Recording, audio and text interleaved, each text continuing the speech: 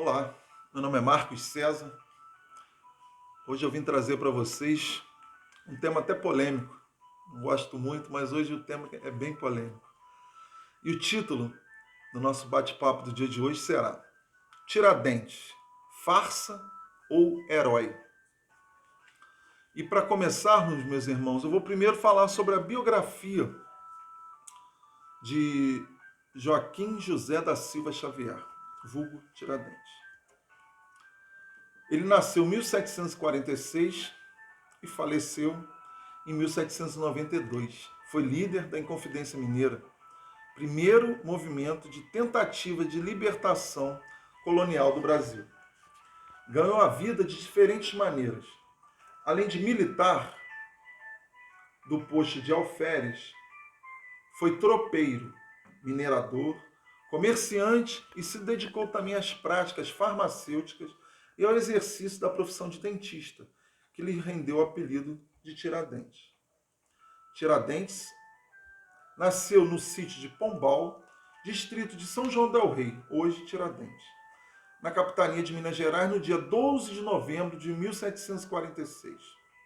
No dia 21 de abril, data de sua morte, é feriado nacional. A infância e a juventude do herói nacional. Ele era filho do português Domingos da Silva Santos, que se dedicava à mineração, e da brasileira Maria Antônia da Encarnação Xavier.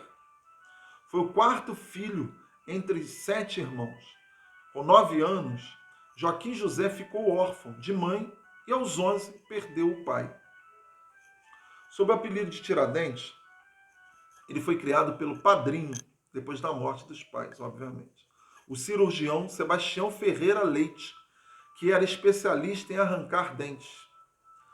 José Joaquim não fez os estudos regulares e trabalhou como mascate e minerador. Aprendeu a arrancar dentes com o padrinho. Tornou-se sócio de uma botica de assistência à pobreza na Ponte do Rosário, em Vila Rica, e se dedicou também às práticas farmacêuticas e ao exercício da profissão de dentista, o que lhe valeu o apelido de Tiradentes. Decadência da mineração. Ele também trabalhou no transporte de mercadorias entre Minas Gerais e Rio de Janeiro, com uma tropa de burros. Nessa época, o auge da mineração de Minas Gerais já havia passado, e os portugueses acusaram o povo da colônia de burlar a coroa, quando estes diziam que as minas estavam esgotadas. O cargo de alferes. Em dezembro de 1775, Tiradentes entrou para o exército colonial na 6ª Companhia de Dragões, na capitania de Minas Gerais.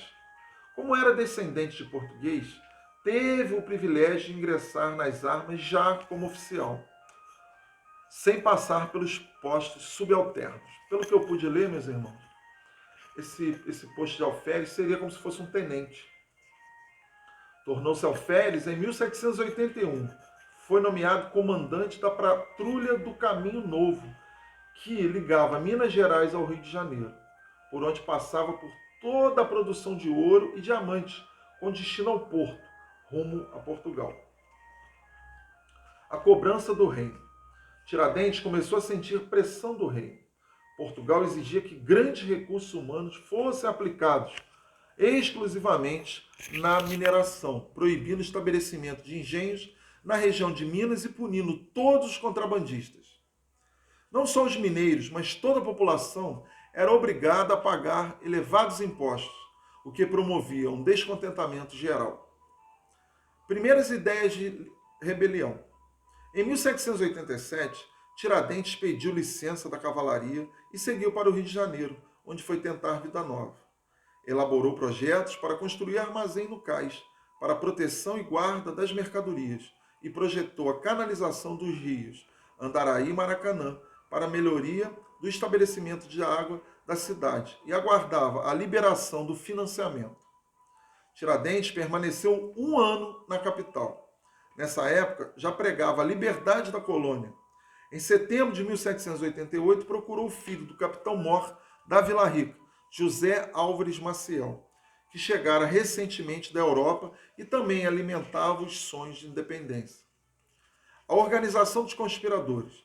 Em dezembro de 1788, terminada a licença, Tiradentes regressa a Minas Gerais. A chegada de um novo governador para a colônia, Luiz Antônio Furtado de Mendonça, o Visconde de Barbacena, trazendo a incumbência de decretar a derrama, ou seja, a cobrança de todos os impostos atrasados, intensificou ainda mais o sonho de liberdade. Tiradentes passou a fazer propaganda em Vila Rica e seus arredores a favor da independência do Brasil. A primeira reunião dos conspiradores ocorreu na casa do tenente-coronel Paula Freire.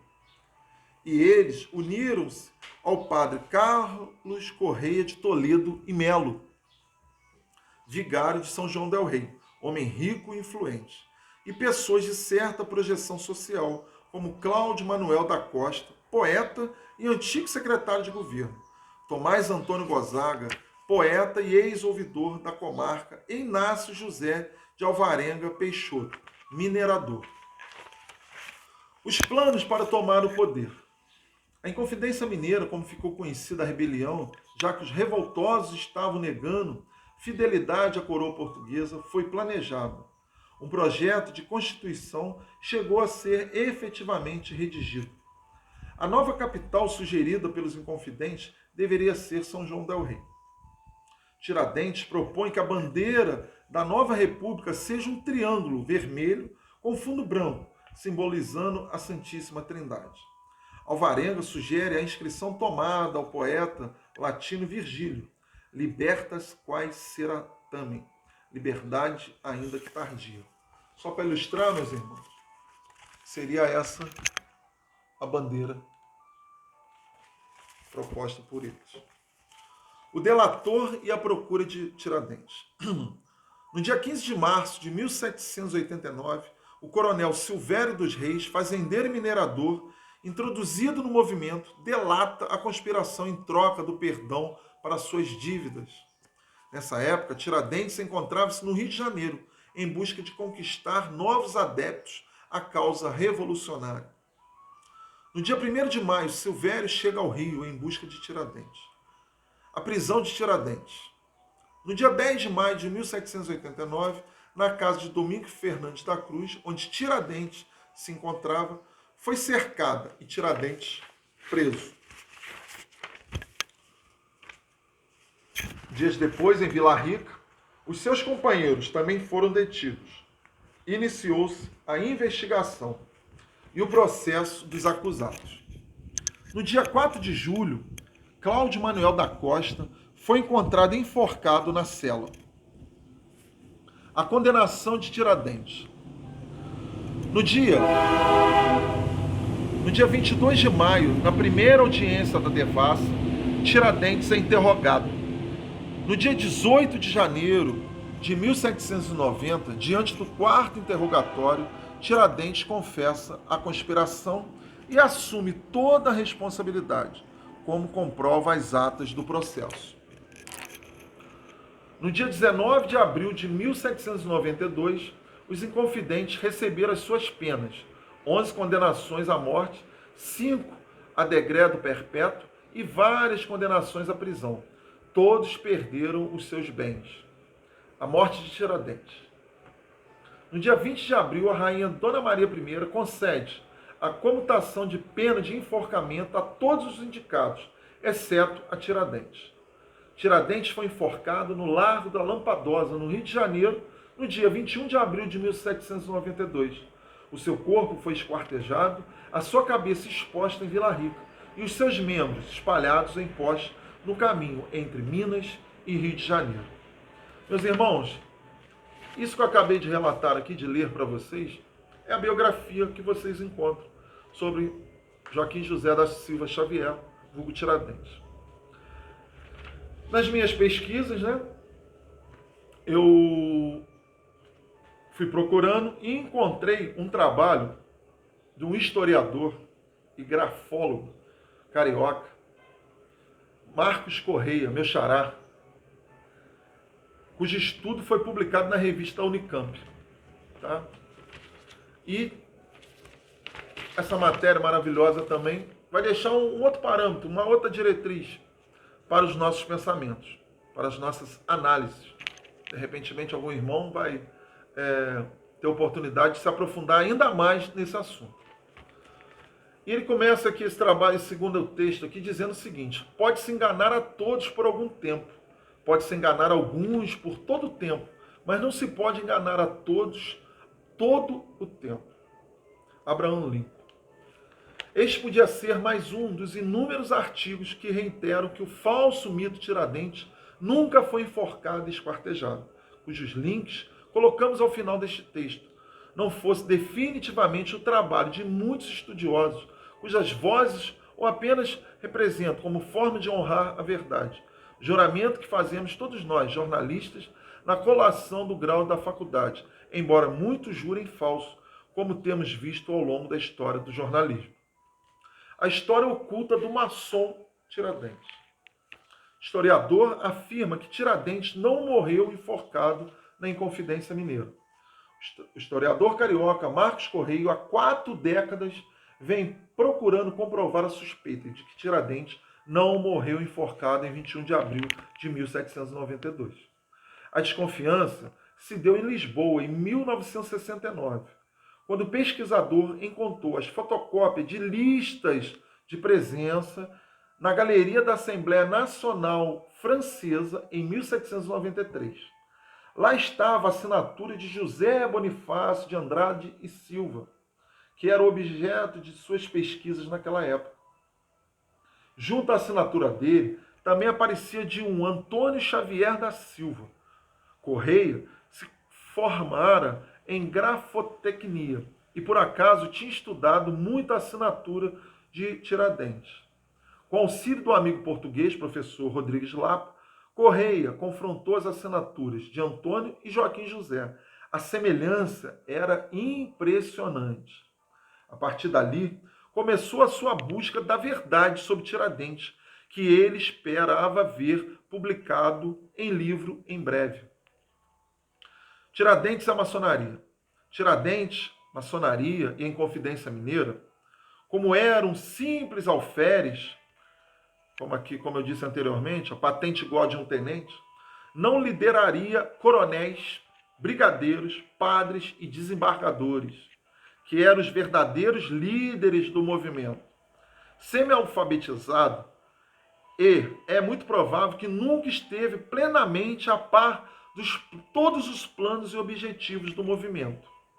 Em todos os movimentos literários acontecidos no Brasil, durante os séculos XVIII e XIX, era comum o dedo da maçonaria, e Tiradentes foi maçom, mas estava longe de acompanhar os maçons envolvidos na Inconfidência, porque eles eram cultos e, em sua grande parte, estudantes que haviam recentemente regressado, formados da cidade de Coimbra, em Portugal. Uma das evidências documentais da participação da maçonaria são as cartas de denúncia existentes nos autos da devassa, informando que maçons estavam envolvidos nos colônios. Continuando aqui, os maçons brasileiros foram encorajados na tentativa de libertação pela história dos Estados Unidos da América, onde saíram vitoriosos, mesmo em luta desigual. Os maçons norte-americanos George Washington, Benjamin Franklin e Thomas Jefferson, também é possível comprovar a participação da maçonaria na Inconfidência Mineira, sob o pavilhão e o dístico maçônico do Libertas Quae Seratano, que adorna o triângulo perfeito. Com este fragmento de Virgílio, Tiradentes era um dos poucos inconfidentes que não tinha família. Tinha apenas uma filha ilegítima e traçava planos para casar-se com a sobrinha de um padre chamado Rolim, por motivos econômicos. Ele era então de todo o grupo aquele considerado como uma codorna no chão, o mais frágil dos inconfidentes, sem família, sem dinheiro, querendo abocanhar as riquezas do padre. Era de menor preparo cultural, a poucos amigos. Portanto, a melhor escolha para desempenhar o papel de um bode expiatório que livraria da morte os verdadeiros chefes. Foi assim que foi armada a traição, em 15 de março de 1989, com Silvério dos Reis, indo ao Palácio do Governador, denunciando Tiradentes. Ele foi preso no Rio de Janeiro, na Cadeira Velha, e o seu julgamento prolongou-se por 2 anos. Durante esse processo, admitiu voluntariamente ser o líder do movimento. Tiradentes era um alferes, um militar, tenente. E, naquela época, era impensável enforcar um membro das Forças Armadas, por pior que fosse o crime. Só se enforcavam ladrões, assassinos, e mesmo assim sem patente, sem recursos e sem família. Tiradentes era militar e o protocolo exigia que fosse fuzilado.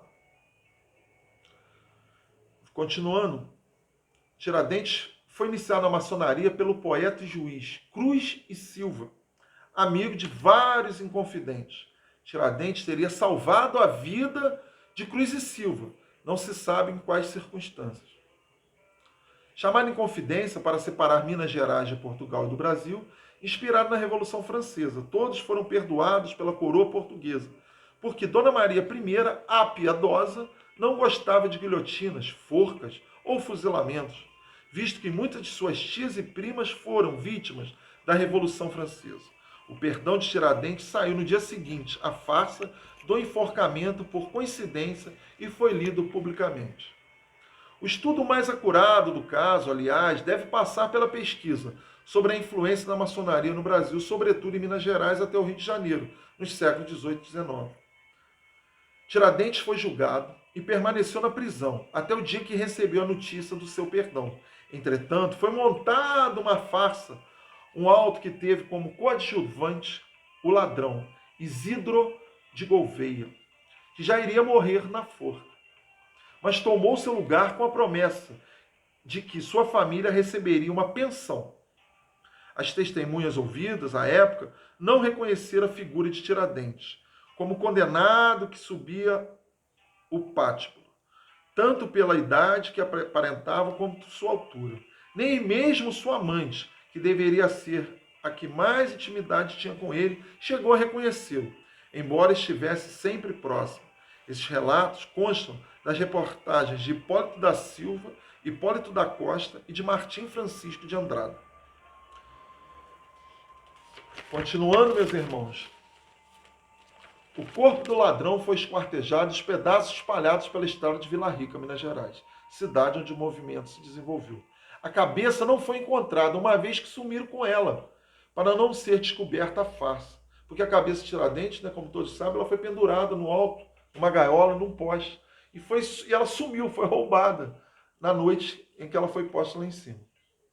Os demais inconfidentes foram condenados ao exílio ou absolvidos. Machado de Assis, sempre atento aos desmandos da República da época, também desmente a versão do enforcamento. Daqui, a espião de polícia é um passo. Com outro passo, chega-se à prova de que ele mesmo nem morreu. O vice-rei mandou enforcar um furreal, muito parecido com Alferes, e Tiradentes viveu até 1818, de uma pensão que lhe dava Dom João VI. Morreu de um antraz na antiga Rua dos Latoeiros, entre as ruas do Ouvidor e do Rosário, em uma loja de barbeiro, dentista e sangrador que abriu em 1810. O conselho do próprio Dom João, ainda príncipe regente. Luta incansável pela verdade. Também justo dar o devido crédito ao professor Marcos Correia, que dedicou sua vida a desfazer a mentira do enforcamento de Tiradentes, lutando contra a ignorância acadêmica e a desinformação dos anos 80 e 90, quando não tínhamos internet, sistema online ou mobilidade para pesquisar. Em Portugal, há muito se sabe da lenda de Tiradentes, e somos motivos de riso, quando não de escárnio. O desembargador Simão Sardinha, que conheceu o Brasil, chegou a se encontrar com ele em Lisboa, que fugiu para não ser reconhecido. Tiradentes, tá? Este, em seu depoimento, está em carta pesquisada pelo professor Correia, nos arquivos da Torre do Tombo. Muitas das fontes e documentos estão abaixo e podem ser consultados. Segundo estudo, Joaquim José assumiu o nome de Antônio Xavier Voltou ao Rio de Janeiro, abriu uma botica na Rua dos Latoeiros e morreu. É importante ressaltar também que na época da divulgação do estudo, professor Correia, a cidade de Tiradentes, onde o Alferes nasceu, tinha sido descoberta como cidade cenográfica pelo diretor comercial e apaixonado por história, Ives Alves.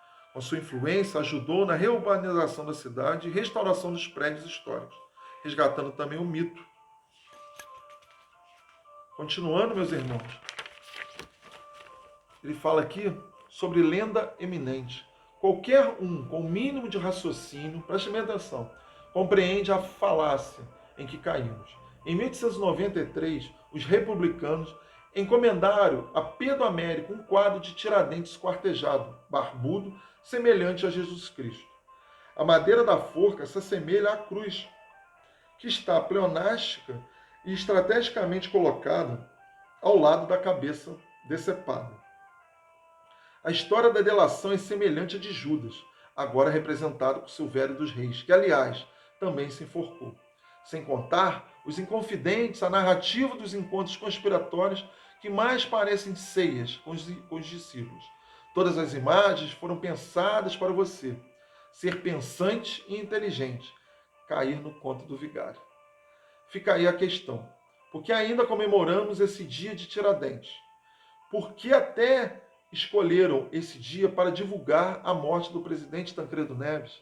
E por que paramos de comemorar o descobrimento do Brasil, que seria no dia seguinte, 22 de abril? Já é hora de acordar desse pesadelo, que é a manipulação da história por pessoas sem seriedade em pesquisa, ou pior, mal intencionados. E no final, ele cita aqui essa matéria, essas fontes, meus irmãos. Vamos ver se vocês conseguem ler.